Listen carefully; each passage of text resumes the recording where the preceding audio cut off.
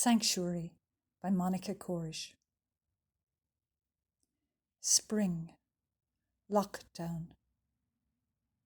I unfold the Ordnance Survey map, mark out a radius, discover a wildlife sanctuary on my doorstep. I enter deep into the greenwood, oak, willow and honeysuckle, rhododendron and pine. I meet no one, not a soul, except for the birds chattering to the sky as spring becomes summer. Not a soul, except for the deer I never see, only their hoofprints etched deep in mud. Ferns sketch their delicate arcs. My mind empties, green as moss.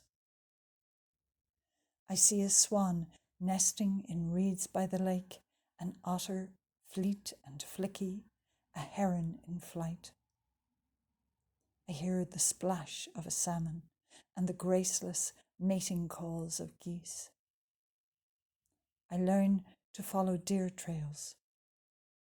One day I hear a sound, an out-breath. I listen, still as a tree.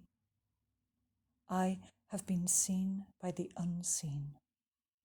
I have been seen by a deer. Autumn.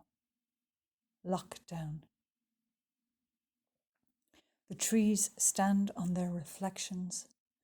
The paths are sodden with rain. I search for drier trails, stumble into a thicket of rhododendron. I battle to get clear, trapped in a knot of weaving trunks and tangled branches, a wrought iron spider's web where the deer have left no trail for me to follow, where nothing can grow. I am lost and afraid with no line of sight. I breathe and listen. I find again the light, the sound of flowing water. Winter, lockdown. I explore conifer plantations, admire their austere architecture, but it's not the same.